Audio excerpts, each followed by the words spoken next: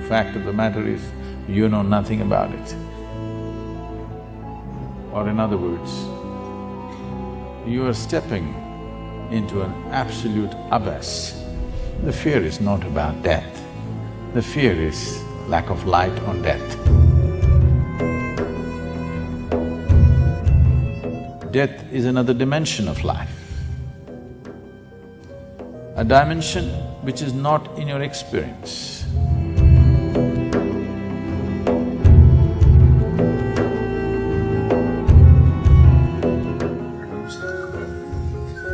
They say the fear of death is the mother of all fears. Why is this so, and how can this be overcome? Say,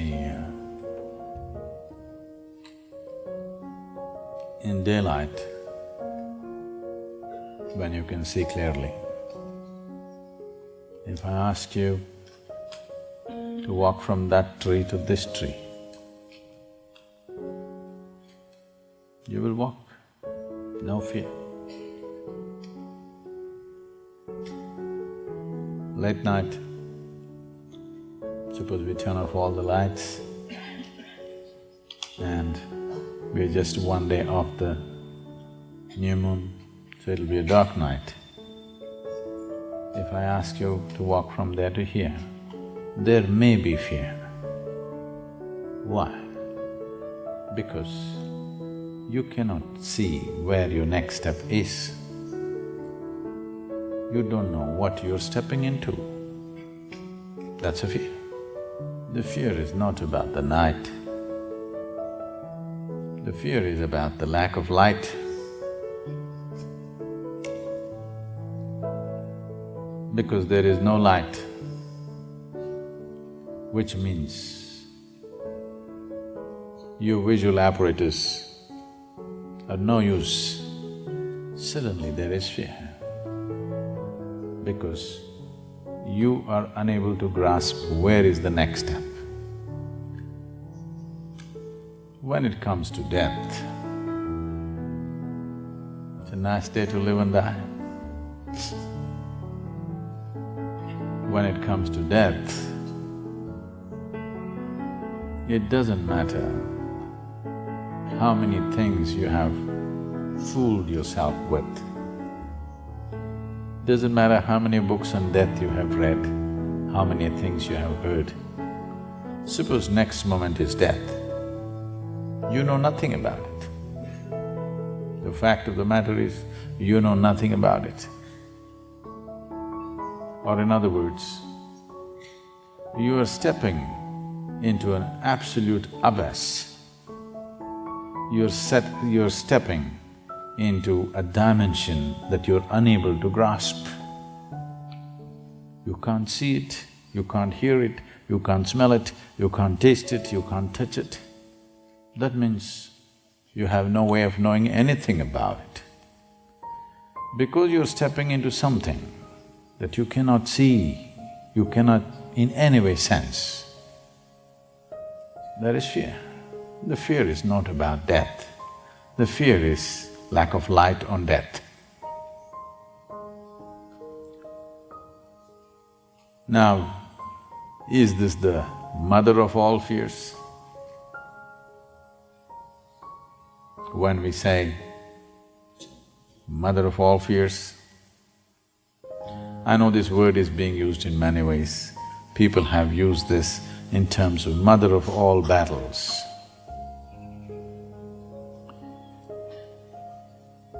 It's a wrong usage in the sense, when we say something is a mother of all, that means we're talking about that something as a source of everything. Or to put it more bluntly, it is that which breeds everything else. So is death or the fear of death the mother of all fears? Does it breed every other fear?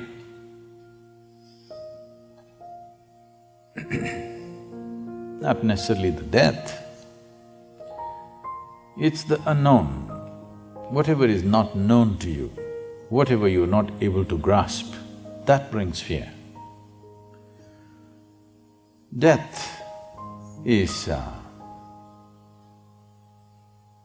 a classic example of the unknown. Of all the things that you may know and not know, death is one thing that for sure you do not know. Human mind is capable of projecting itself in many ways. It's capable of corrupting everything.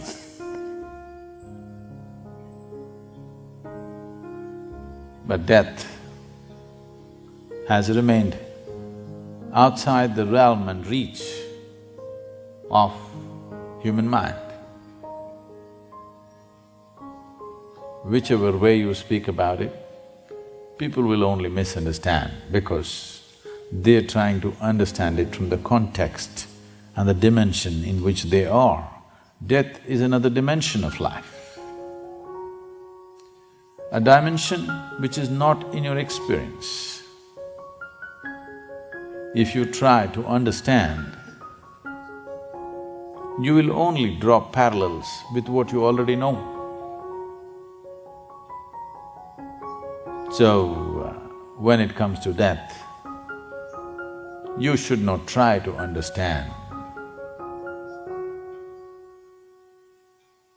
You can only know it by experience.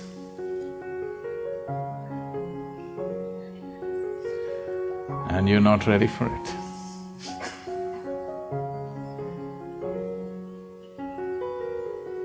It is… at least this much you know. Though there are some people propagating that they will rise in death with their body. But any sensible human being knows that when a person dies, the body is left behind. Because body is not your property, it's Mother Earth's property. If anybody rises with their body, they must be booked under ecological laws. Because if all of us rise with our bodies, what will happen to this earth? There is no such thing. The material of the earth has to go back to earth. It's perfectly fine. Today this is a man, tomorrow it's manure, and good manure. Flowers will come, you know, mangoes.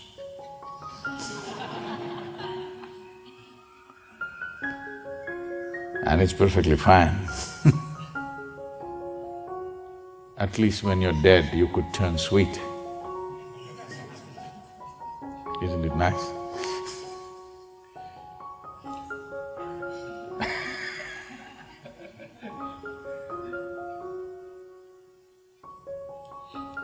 When man goes, he becomes a mango.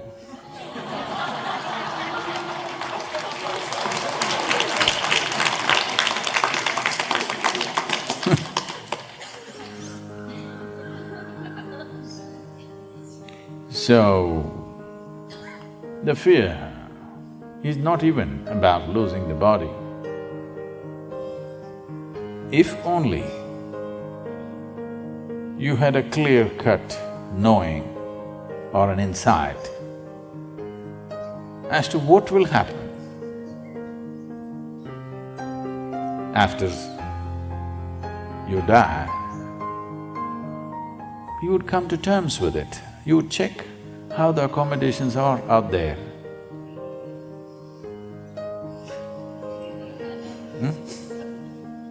If it's a little better than here, you say, why not?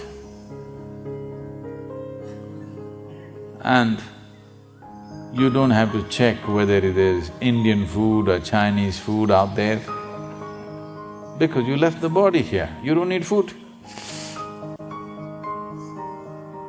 Yes. You don't have to worry, how's the food up there? Because you left the body here. Food is not your problem. You just have to check the accommodation a little bit, how will you be? And where? But the problem is, no matter what stories they tell you, in the last 2-3 years, it's become a trend in America. Lot of people writing books of how they died and came back. If they say my post-death experience, it'll be laughed at, so they're saying it's my near-death experience. Near-death is not death. Yes? All of us are near death right now. Yes or no? It can happen anytime. We're near death. Once you're alive, you're near death. How near? Who knows? Who knows if the mountain comes down today? No, it's not.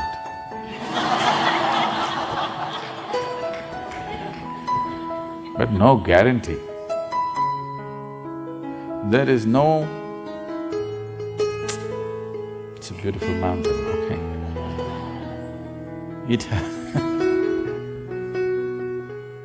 It has no bad reputation of erupting in fire, but suppose it chooses to erupt today, what to do? We enjoyed being at the foothills of a mountain. If she decides to erupt, what can we do? No, it's not going to happen, that's different. But what you call as life is such a fragile process. Just inhalation, exhalation, inhalation, exhalation, inhalation, exhalation. Next inhalation did not happen, gone. Just watch it, so fragile. Gone? Yes or no? Very fragile. It's like this, little like this, gone.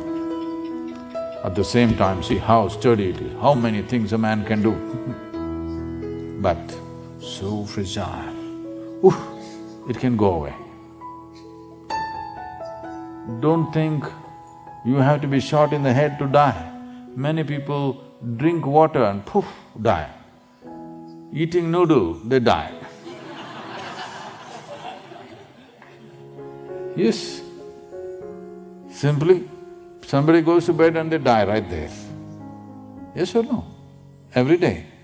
Don't think every day an earthquake has to happen, a volcano has to erupt, a bomb has to come, no.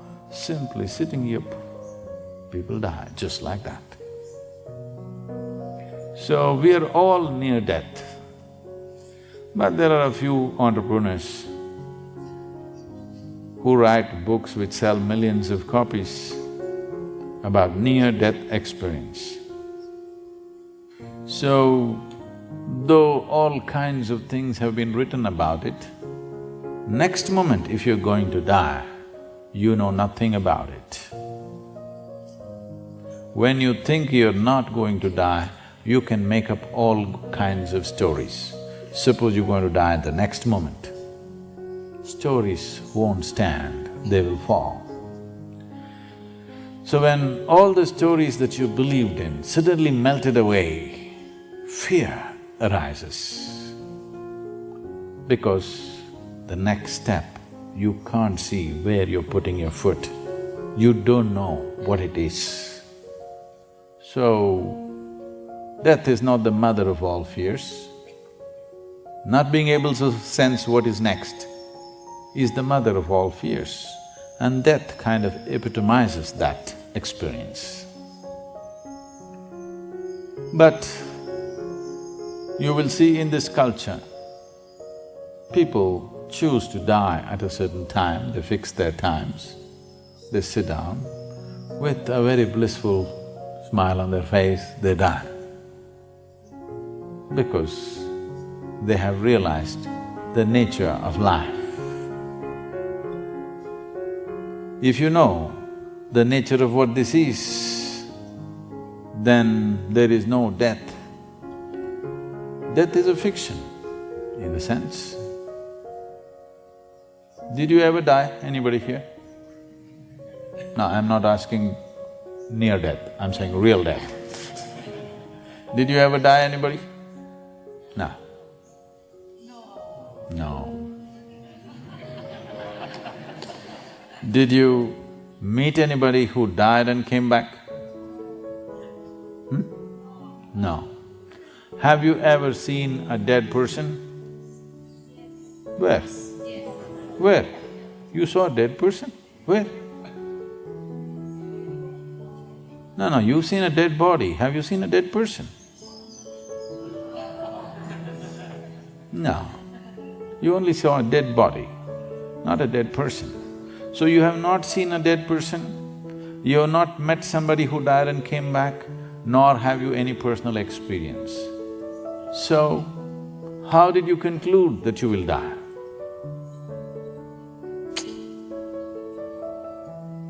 How did you conclude that you will die? This is why, when you're alive, you must look at the nature of this life.